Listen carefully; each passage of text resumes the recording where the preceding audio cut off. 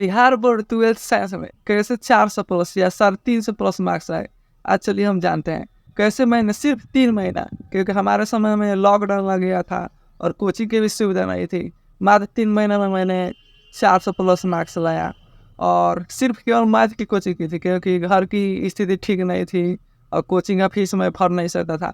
तो अपने से सेल्फ स्टडी किया और 400 प्लस मार्क्स आया, जिससे मेरे घर वाले आश्चर्यचकित थे। तो चलिए हम जानते हैं कि बिहार बोर्ड 12th साइंस में कैसे हम 400 प्लस मार्क्स लाएंगे या 350 प्लस मार्क्स लाएंगे। तो मैंने 3-4 दिन सोचा और क्या क्या मैंने किया कि मेरा अच्छा मार्क्स आया, और ये मैंने कॉपी पर लिख दिया है। और चलिए हम आपको धीरे धीरे बताते हैं कि क्या आप करिएगा कि आपको भी अच्छा से अच्छा मार्क्स आएगा। केवल पढ़ने से नहीं होगा, केवल आप 8 घंटा 10 घंटा पढ़ रहे हैं इससे कोई मतलब नहीं। आप क्या पढ़ रहे हैं, बहुत कोई देखिए 3-4 घंटे में बहुत ज़्यादा मार्क्स लाएगा, बहुत कोई रात रात पर पढ़ेगा, दिन दिन पढ़ेगा, उसका रिजल्ट आएगा तो उतना अच्छा नहीं रहेगा। चलिए हम 4-5 पॉइंट को कवर करते हैं और बोर्ड एग्जाम में अच्छे से अच्छे मार्क्स लाने की कोशिश करते हैं, ठीक है। Number 1, question bank. दोस्तों, किसी भी एग्जाम की तैयारी कर रहे हैं तो सबसे पहले आप क्वेश्चन बैंक लाइए। अब आप ही बाजार में जाइए और उसका 12th साइंस का क्वेश्चन बैंक लाइए और उसे डीपली एनालाइज कीजिए कि क्या क्या क्वेश्चन पूछ रहा है, कौन से साल में क्या आपको पूछ रहा है। हर साल का क्वेश्चन देखिएगा तो आपको समझ आ जाएगा कि अधिकांश क्वेश्चन रिपीटेड है, मतलब पॉइंट एक ही है और उसी में से बना बना कर क्वेश्चन पूछ रहा है। जैसे ट्रांसफार्मर से पूछ देगा, कूलॉम लॉ से पूछ देगा, तो आप उस पॉइंट को नोट कीजिए और अपने कॉपी में लिखिए। और हर साल देखिएगा हम तो same to same question repeat कर देगा। वो जैसे ट्रांसफार्मर में से कितना ऑब्जेक्टिव निकाल देगा, ये निकाल देगा। तो सबसे पहले आप क्वेश्चन में खरीदिए और पूरा डीपली एनालाइज कीजिए। आपका तो ऑब्जेक्टिव तो जैसे ही 70% क्लियर हो जाएगा, और सब्जेक्टिव तो मेरे मानिए तो आपका 100% क्लियर होगा। Number 2, smart study. दोस्तों, 10 घंटा 8 घंटा पढ़ने से कुछ नहीं होता था। मैं सिर्फ 4 से 5 घंटा पढ़ता था और मेरा 400 प्लस मार्क्स आया। फिर भी मैंने ना कोचिंग किया ना कुछ भी। हाँ, केवल मैं मैथ का कोचिंग किया था 2 महीना तक, और सिर्फ सेल्फ स्टडी किया था। मेरे दोस्त कह रहे थे इस साल पढ़ नहीं रहा है, केवल घूम रहा है, तो मैं उनके बातों को उतना बुरा नहीं मानता था, क्योंकि सच में मैं नहीं पढ़ता था। 3 से 4 घंटा पढ़ता था, 5 घंटा हो गया, इसलिए तो मैं कभी पढ़ा ही नहीं। लेकिन मैं जो भी पढ़ता था वो स्मार्ट स्टडी से पढ़ता था। केवल गधे के जैसे मेहनत करने से कुछ नहीं होता। गधा खूब मेहनत करता है फिर भी केवल ढोने को ही मिलता है, उसे कोई अवार्ड में नहीं मिलता। लोग ठेला भी चलाते हैं, दिन रात कितने कमा लेते हैं, और वही बिजनेसमैन चुपचाप बैठा रहता है और रुपये पर रुपये छापते रहता है। तो आप केवल गधे की तरह मेहनत नहीं की, आप स्मार्ट स्टडी करिए। स्मार्ट स्टडी का मतलब है कि हर क्वेश्चन को पढ़ना नहीं है, ठीक है। हाँ, आप नीट क्या तैयारी कर रहे हैं जी तो आप पढ़ सकते हैं, लेकिन आप बोर्ड एग्जाम की तैयारी कर रहे हैं तो उतना मायने नहीं रखता। आपको सिलेक्टिव टॉपिक पढ़ना है कि कौन से टॉपिक से हमेशा क्वेश्चन आता है, कौन से टॉपिक से क्वेश्चन आता ही नहीं है। अब आप जो क्वेश्चन आता ही नहीं उसे आप दिन रात रट रहे हैं, जो आ रहा है उसे इग्नोर कर रहे हैं। आप क्वेश्चन में पढ़ रहे हैं पहले तो जानते हैं कि कौन कौन टॉपिक से आता है, तो लिखे हैं, तो वही टॉपिक को सबसे पहले क्लियर करिए। अगर टाइम बच गया, 3-4 महीना और बचा है, तो अब आप उस पर ध्यान दीजिएगा, ठीक है। गधे की तरह मेहनत करना बंद कर दीजिए। अब जो जो टॉपिक पढ़ते हैं उसे ध्यान से पढ़िए, और उसमें जो भी ऑब्जेक्टिव निकल रहा है उसे थोड़ा शॉर्ट डाउन लिख दीजिए, और उसे गाड़ी के भाषा में भी याद कर सकते हैं। साले ई किया है, ई किया है, साला कूलॉम लॉ था। इस तरह याद कीजिएगा तो जल्दी ही याद हो जाएगा, ना तो सती सावित्री खान याद कीजिए तो जल्दी याद नहीं होगा। याद करने का ट्रिक भी गाली देव का आप कर सकते हैं, ठीक है। नंबर 3, बोर्ड एग्जाम में कैसे लिखा जाता है। बोर्ड को देखिए आप खूब पढ़ लेगा, क्वेश्चन में भी अच्छा से पढ़ लेगा, याद भी कर लेगा, लेकिन बोर्ड एग्जाम का एग्जाम देगा आएगा तो रिजल्ट उतना अच्छा नहीं आएगा। लेकिन बहुत कोई उससे थोड़ा सा कम पढ़ा लिखा होगा, लेकिन वो एग्जाम देकर आएगा और उसका रिजल्ट आएगा तो उससे थोड़ा सा अच्छा ही होगा, तो वो भी आश्चर्यचकित हो जाएगा और हम भी होंगे, ऐसा बात नहीं है। लेकिन इसमें दोनों आदमी में से एक आदमी की गलती जरूर है। जो तेज था पढ़ने में वो लिखने का स्किल नहीं जाता था, जो थोड़ा कम था उससे वो लिखने का स्किल ज़्यादा था।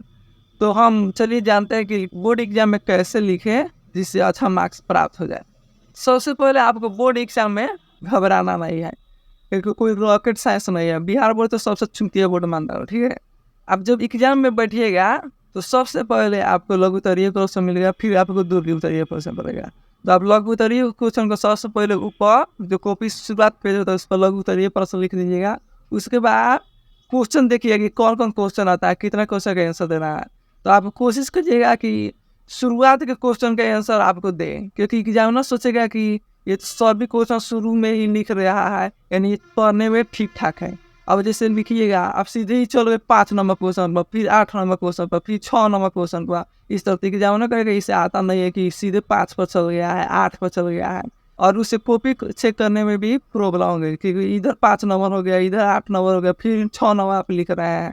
इससे वो सोचेगा कि ये उतना पढ़ा लिखा नहीं है। तो आप कोशिश कीजिए, जैसे आप 1 नंबर लिख दिए, 3 नंबर लिख दिए, 4 नंबर लिख दिए, 5 नंबर लिख दिए, मैंने मतलब शुरू के क्वेश्चन का सोल्यूशन कीजिए, ठीक है। उसके बाद आप बोर्ड एग्जाम में बड़ा बड़ा मत लिखिएगा, ठीक है, आप मीडियम साइज में लिखिएगा, क्योंकि मैं कह रहा हूँ कि बड़ा बड़ा लिखिएगा तो उससे लगेगा कि ये पेज भर रहा है, और छोटा छोटा लिखिएगा तो वो तो जो अधिकांश 40 से 50 साल के एज के चेक करने होते हैं, उन्हें उतना फ्रेश दिखाई नहीं देगा। यानी आप मीडियम साइज में लिखिएगा तो उन्हें अच्छा दिखाई देगा और वो आपको अच्छे मार्क्स जरूर देंगे। उसके बाद निर्भर करता है गैपिंग। अब ज़्यादा गैपिंग दीजिएगा तो वो कहेगा पेज भरा है, कम गैपिंग दीजिएगा तो उसे उतना फ्रेश दिखाई ही नहीं देगा। तो थोड़ा मीडियम साइज में गैपिंग दीजिए, जिससे इजीली सब कोई पढ़ सके, ठीक है। और एक बात जरूर ध्यान रखिएगा, ये अगर आप एग्जाम में गलती कर दिए तो आपका नंबर उतना अच्छा नहीं आएगा। जब आप लिख रहे हैं क्वेश्चन आंसर को, तो आप उसमें एक विशेष पॉइंट जरूर आता होगा, जैसे किसी वैज्ञानिक का नाम आ गया, कोई लॉ आ गया, कोई नियम आ गया, कोई विशेष शब्द आ गया, तो उसे आप अंडरलाइन कर दीजिएगा, ठीक है। और उसके बाद अगर कोई फार्मूला आए तो आप उसे क्या कीजिएगा, घेर दीजिएगा, और अगर सिद्ध करने वाला होगा तो लिखिएगा कि दिया हुआ व्यंजक सिद्ध हुआ। इस तरह मैंने लिखा था, तो मेरा फिजिक्स में 95 मार्क्स आ गया था, और विषय में नहीं लिखा था, उतना नहीं जानता था, तो थोड़ा मोड़ा कम आया है। तो ये ट्रिक जरूर आप अपनाइएगा।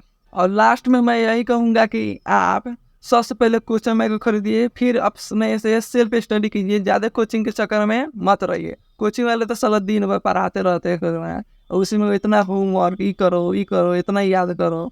तो अपने से सेल्फ स्टडी कीजिए, क्वेश्चन बैंक आप पढ़े रहेंगे तो आपके दिमाग में रहेगा कौन सा पॉइंट आ रहा है।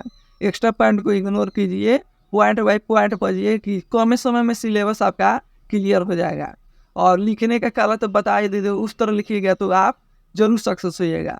और सभी विषय की कैसे पढ़ाई करें, कैसे लिखें, कौन कौन से पॉइंट पढ़े, और क्या क्या पढ़े, और कम समय में कैसे पढ़े, और किस विषय पर सबसे ज़्यादा ध्यान दें, और ये मैं आगे के वीडियो में बताऊंगा। और ये आप ही का चैनल है, मैंने कैसे बिना कोचिंग के, हर की स्थिति अच्छा नहीं देखते कोचिंग नहीं किया, सिर्फ सेल्फ स्टडी से हार नहीं माना, तो मुझे ये सब पता है कि कैसे परिस्थिति से लड़ना है। आप लोग तो कोचिंग भी करते होंगे, मोटे मोटे रकम देकर।